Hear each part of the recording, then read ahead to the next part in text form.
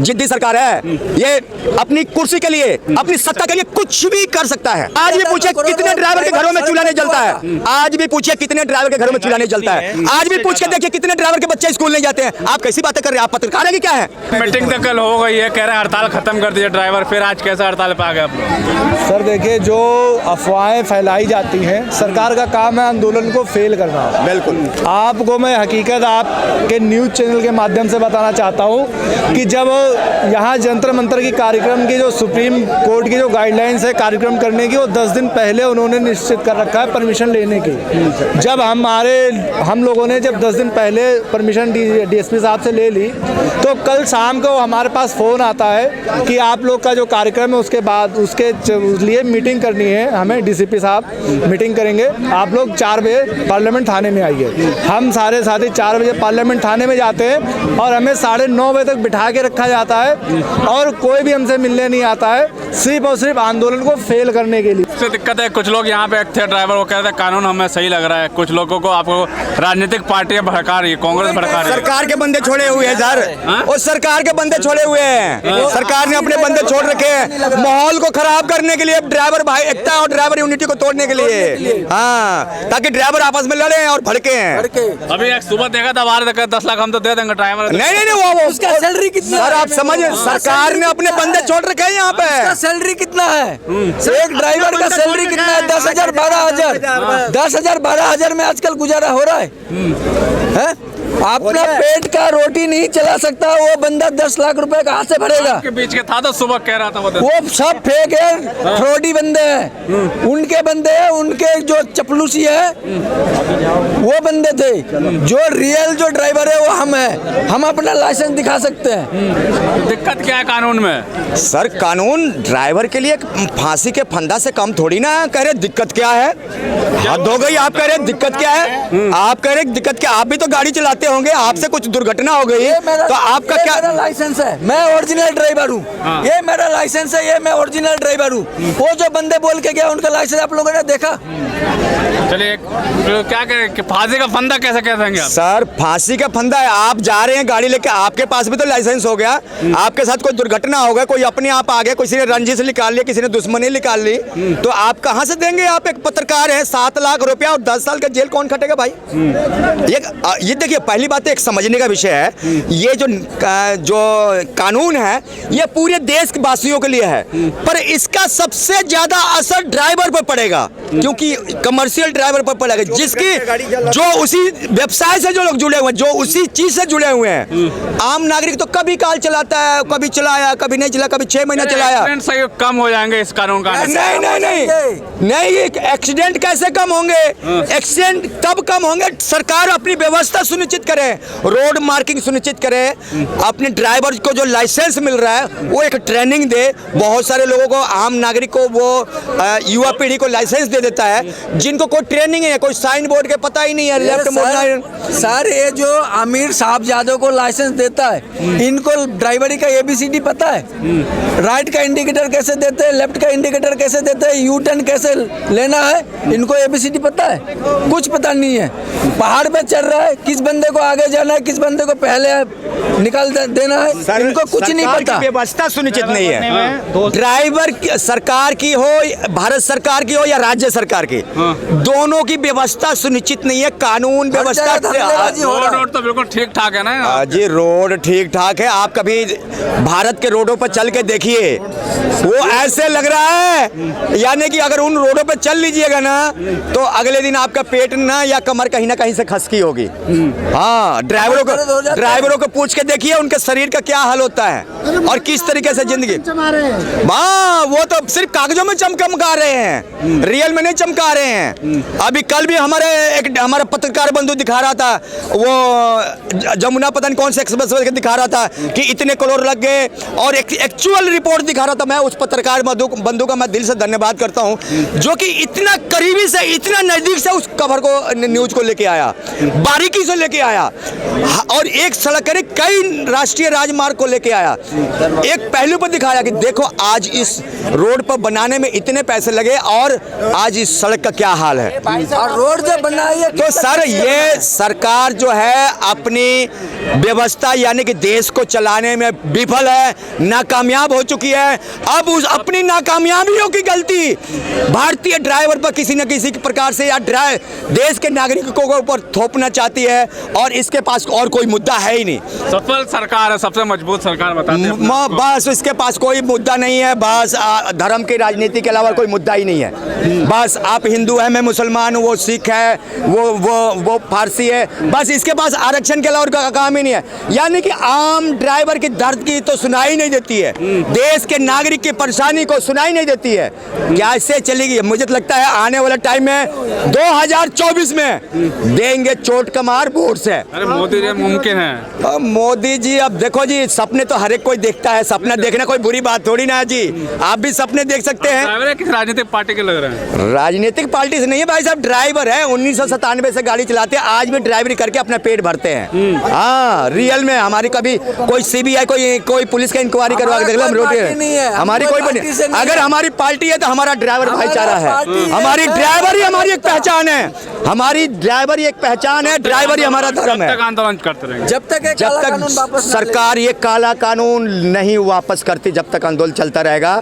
अमित शाह जी आके जिस तरीके से पार्लियामेंट में अपनी बयान दिया कि हाँ इस कानून के बारे में दोबारा आके अपने बयान दे कि हम इस कानून को वापस लेते हैं, बिचौलिए को दोबारा करेंगे तो हम उसको एक्सेप्ट नहीं करेंगे ना। हम क्या जानते हैं भैया, आप कौन हो, हम क्या जानते हैं, हम तो जानते नहीं आपको भाई। अभी तो सरकार कह रही है कानून लागू भी नहीं हो रहा, आप सड़कों पर उतर गए। सर ये जुमला है, ये जुमला अभी दिखाने यानी कि हाथी का दांत दिखाने के लिए अलग और खाने के लिए अलग, कब अंदर ही अंदर पेन चला देगी और जनता को मालूम भी नहीं चलेगा।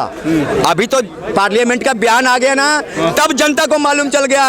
और घर में बैठे बैठे, ऑफिस में बैठे बैठे कलम चलाएंगे तो किसको घंटा, किसी को, हमें भी नहीं पता चलेगा, आपको भी नहीं पता चलेगा। मतलब लागू करेंगे ये जिद्दी सरकार है, जिद्दी सरकार है। ये अपनी कुर्सी के लिए, अपनी सत्ता के लिए कुछ भी कर सकता है। ये व्यवस्थाएं तो ठीक कर रहे हैं, सिर्फ कह रहे हैं। काहे को व्यवस्था, देश के आप देश में देखिए ना गरीबी कितनी बढ़ रही है। आज ये व्यवस्थाएं तो ठीक कर रहे हैं, सिर्फ कह रहे हैं। काहे को व्यवस्था, देश के आप देश में देखिए ना गरीबी कितनी बढ़ रही है। आज मेरी बात सुनिए, मेरी बात सुनिए ना, आज भी पूछिए कितने ड्राइवर के घरों में चूल्हा नहीं जलता है, आज भी पूछिए कितने ड्राइवर के घरों में चूल्हा नहीं जलता है, आज भी पूछ के देखिए कितने ड्राइवर के बच्चे स्कूल नहीं जाते हैं। आप कैसी बातें कर रहे हैं, आप पत्रकार हैं कि क्या है? आपको पता होना चाहिए इस देश के बारे में, आपको मालूम होना चाहिए। आज भी कई ड्राइवर के बच्चे अनपढ़ रह चुके हैं, आज भारत के ड्राइवर अपने बच्चों को ड्राइवर नहीं बनाना चाहते। आने वाला टाइम है इस देश में, आज आने वाला टाइम है इस देश में ड्राइवर की किल्लत और मजबूरी होगी। एक वीडियो आप देखा होगा, डीएम कह रहे हैं औकात क्या है तुम्हारे ड्राइवरों की, एक वीडियो देखा। अरे सर आप बोलिए ना, डीएम से पूछिए कि जवाब दें। डीएम से पूछिए कि बिना ड्राइवर के आप एक भी कोई ऑफिस जाएंगे या आपका बीवी बच्चे चला जाए, या डीएम से पूछिए कि बिना ड्राइवर को क्या मार्केट में एक सब्जी या दवाई या दूध लेके खा ले तो मैं आपको गुलामी, जिंदगी की गुलामी करूंगा। डीएम और ड्राइवर के पूछिए कि अगर आप अपने ऑफिस में नहीं जा सकते, जिस सीट पर ड्राइवर बैठता है आप उस सीट पर क्यों नहीं बैठ के आपको 500 किलोमीटर रिकवरी कर लीजिए। क्या लग रहा है जो मीटिंग हुई रात में, उसको क्या लगता है वो अलग होना चाहिए? वो अफवाह है, जैसे गृह मंत्री जी सबके सामने बोल दिए कि ये 3 कानून हम पास कर रहे हैं, उसी तरह इतने आबादी के सामने सबके सामने बोले, खत्म करें। सबके सामने बोले कि मैं अपना ये कानून जो मैंने बनाया है इसको मैं वापस लेता हूँ, तब हम ये आंदोलन जो है समाप्त करेंगे और माफी मांगे सारे ड्राइवरों से। माफी मांगेंगे? बिल्कुल। किस लिए माफी मांगेंगे? क्यों? कानून कौन लेके आया? गलत है, जब गलत कानून क्यों लेके आया? काला कानून क्यों लेके आया? ये ड्राइवर के हित में नहीं है, ये हम लोग नहीं मानेंगे बिल्कुल भी।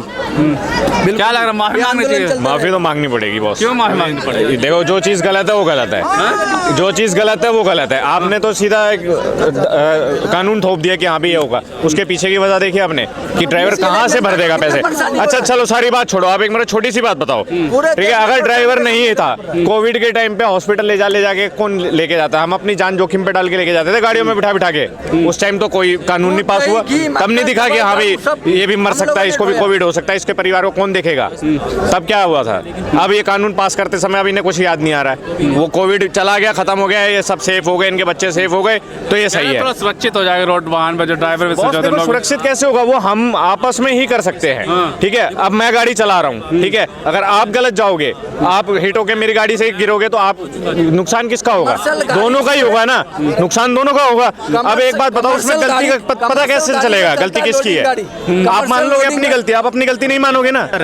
सबसे गंदा डिसिप्लिन दिल्ली के अंदर, दिल्ली के अंदर है जी बिल्कुल, हमेशा की पुलिस है यहाँ पे, बिल्कुल मजबूत पुलिस है। अरे सर मजबूत कितनी मजबूत है वो तो हम मेरा लोगों को पता है मोबाइल ना चोरी सर। हो गया, मैंने गया FIR कराने के लिए नोएडा में, परेशानी झेलता है। नोएडा में मोबाइल मेरा बाइक वाला छीन लिया, मैंने गया FIR कराने के लिए, पुलिस बोल रही है आपकी मोबाइल गुम हो गया जी, मैंने ढूंढ रहा हूँ। अरे भाई मैं कह रहा हूँ मेरा मोबाइल जब जेब से छीन लिया नोएडा सेक्टर 11-12 में, और बोल रहा है कि यूपी सुरक्षा है, क्या सुरक्षा है, पुलिस FIR लिखने के जगह पर उल्टे करिए आपका गुम होगा जी।